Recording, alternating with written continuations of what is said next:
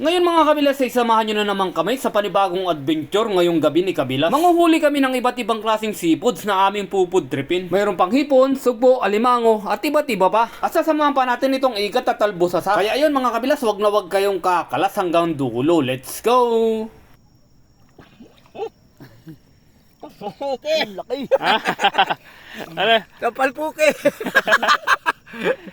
Kabiyak ka leo. Ang tawag diyan?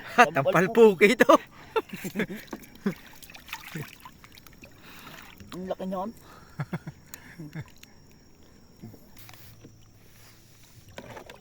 Bilas na yan? Lagi siya sa tahang. Talbosasa? Oo. Oo, talbosasa. Pulupot yun. Ayan.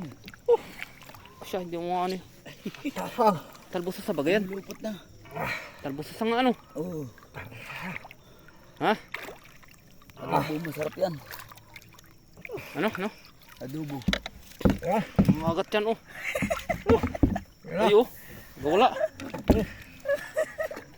Ano JR? Oo, wala. Ayos. Talbosasa. Oo. Ang hirap kalasin yan dyan, Bilas. Yan ang inahingi ni paring Romil. Ang tapang ano? Tatang ito. Ha? Dakal na. Huwag man isa pa na. Sana galitin ko ay. Hirap. Makakas yan. Gatin ng kutsilyong. Tapang oh. Oko, pakita pa isa. Pinala pa ko isa. ito please. Saan? Dito? Yan doon. Tara. Oo. Panay, mas malaki din eh. Oh, malaki pa yung ulo niya dyan. Nandun. Oh, Sayang. tapang, gusto Yan. mong Dito. wala. Oo, oh. Oh. Yan. Yan. Kaya papakul, padak.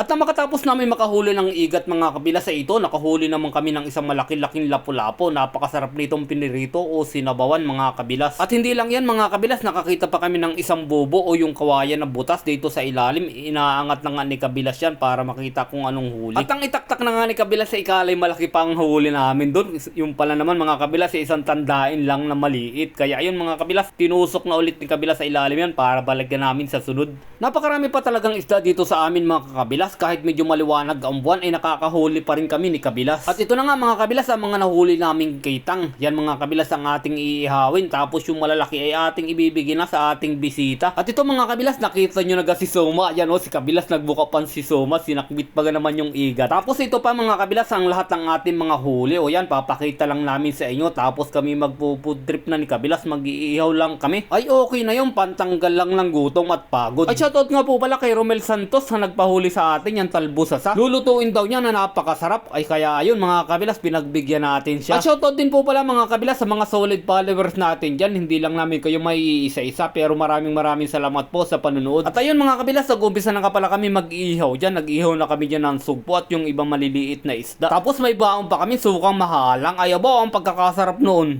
At kung nakarating naman kayo sa part na ito mga kabilas, ay pa-comment naman kung taga saan kayo para malaman namin kung saan nakabot itong videos. At ito na nga mga kabilas, nag-umpisa na kami mag-ihaw ng mga sugpo. Ayan o, napakasarap yan. At syempre, dahil malamig na at magutom, umpisa na tayong kumain mga kabilas. Let's go! Samahan nyo na kami mag-food trip ni Kabilas ngayong gabi. Ay, Kabilas ito. Eh. So tayo. Oh, Maglag pa. press na press ito. Sugpo. Oh, taba. Oh. Wow, usok-usok.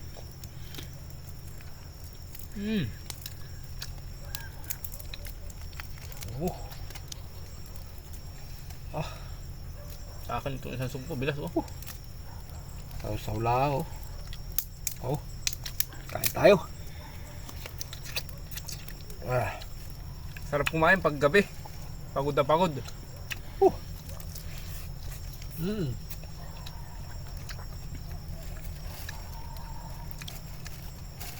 Siyempre pagkatapos kumain mga kabilas ay magpapaalam na rin kami hanggang sa muli po. Bye bye!